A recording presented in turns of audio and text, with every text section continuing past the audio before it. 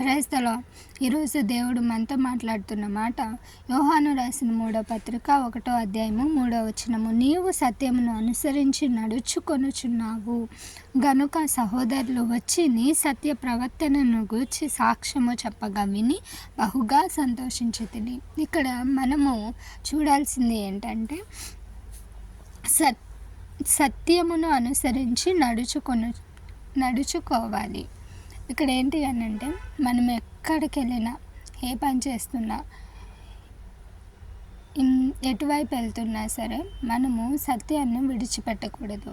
సత్య మార్గంలో, నీతి మార్గంలో, దేవుని మార్గంలో నడవాలి. దేవుణ్ణి అయితే మనం విడిచిపెట్టకూడదు. ఆయన ఎలా బ్రతకమన్నాడో అలాగే బ్రతకాలి. మన జీవితంలో ఆయన కనిపించాలి. అట్టి విధంగా మనం ఎప్పుడైతే జీవిస్తామో అప్పుడు ప్రతి ఒక్కరికి కూడా మన క్యారెక్టర్ అనేది అక్కడ అర్థమైపోతుంది. కాబట్టి వాళ్ళు ఏం చెప్తారు, అమ్మాయి ఇలాంటిది, ఇలా చేస్తుంది, ఆ అబ్బాయి ఇలాంటివాడు, ఇలా ఉంటాడు, నిజమే చెప్తాడు, అబద్ధం చెప్పడు, వర్క్ చక్కగా చేస్తారు, ఇవే చెప్పుకుంటారు జనులు ఒకరితో ఒకరు. సో అక్కడ మన క్యారెక్టర్ అనేది అక్కడ తెలుస్తుంది. అలాగే మనము ఎలా ఉంటుందంటే మన జీవితం వాళ్ళ మధ్యలో ఒక సాక్ష్యంగా నిలుస్తుంది. అంటే మనం నడుచుకున్న విధానాన్ని బట్టి మనం ఎప్పుడైతే దేవుని కోసం బ్రతుకుతూ దేవుని వైపు అడుగులు వేస్తామో ఎవరు సంతోషిస్తారో తెలుసా? ఇక్కడ గాయుని ఉద్దేశించి రాస్తారు. గాయుని గురించి సాక్ష్యము విని ఎవరు సంతోషిస్తున్నారు? యోహాను సంతోషిస్తున్నారు. కానీ మన జీవితంలో మన గూర్చిన సాక్ష్యము ఎదుటి వాళ్ళు చెప్పుకుంటాం ఎవరు వింటారు అంటే దేవుడు వింటాడు, ఆయన సంతోషిస్తాడు. సో అయినా ఇంకొక వే కూడా ఉంది. అది ఏంటి అంటే మనం ఎంత నిజాయితీగా ఉన్నా, ఎంత మనము హార్డ్ వర్క్ చేసినా మనమంటే గిట్టని వాళ్ళు ఏం చేస్తారు అంటే మన మీదకి నిందలు వేస్తారు, మనల్ని అవమానించాలని చూస్తారు. పర్లేదు, నువ్వు ఏంటో వాళ్ళకి తెలుసు అలాగో.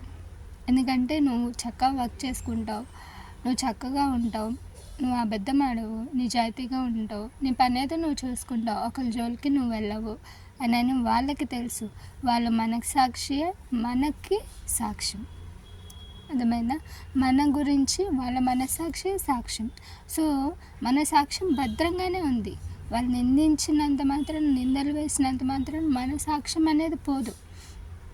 కానీ మనం ఏం చేయాలంటే వాళ్ళు ఏమైనా చేసుకొని మనం కామ్గా ఉండి మన పని మనం చేసుకుంటూ మనం ఇంతవరకు ఎలా ఉన్నామో, మనం దేవుని ఎడల ఎంత భయభక్తులు కలిగి దేవుని వైపు ఎంతగా మనం అడుగులు వేస్తున్నామో అట్టి విధంగానే నడుద్దాం, అలాగే నడవాలి కూడా. సో మన సత్క్రియలు అనేవి పోకూడదు. మనం సత్యాన్ని అనుసరించి దేవుణ్ణి అనుసరించే నడవాలి. సో అది ఏ విషయంలో అయినా సరే, ఒకవేళ ఎవరు నిందించినా సరే ఆ జీవితాన్ని మాత్రం మనం కోల్పోకుండా జాగ్రత్తగా చూసుకోవాలి. నిందలు, అవమానాలు, కష్టాలు వస్తున్నాయని దేవుణ్ణి విడిచిపెట్టకూడదు. అంత బలహీనంగా మన విశ్వాసం అనేది ఉండకూడదు. కాబట్టి ఈరోజు దేవుడు మనతో ఏం మాట్లాడుతున్నాడంటే, నిన్ను ఎవరు నిందించినా, నీ మీదకి ఎంతమంది ఎన్ని నిందలు వేసినా నేను నీకు తోడై ఉన్నాను. ఆ నిందలన్నిటికీ నేను సమాధానం ఇస్తాను. నీవు నీ సత్క్రియలను, నీవు సత్యాన్ని అనుసరించి నడుస్తున్నావు అంటే నన్ను అనుసరించి నడుస్తున్నావు, దాన్ని మాత్రం నువ్వు కోల్పోవద్దు అని దేవుడు మనతో మాట్లాడుతున్నాడు. ఆ దారి మాత్రం నువ్వు తప్పొద్దు. నువ్వు ఇప్పటి వరకు ఎలా నన్ను చూస్తూ నడిచావో, నా వైపు అడుగులు వేస్తావో, సత్యం వైపే అడుగులు వేస్తావో అలాగే సత్క్రియలు చేస్తూ వచ్చావో ఆ క్రియలనే కొనసాగించు. నేను నీకు తోడై ఉన్నాను అని దేవుడు మనతో మాట్లాడుతున్నాడు.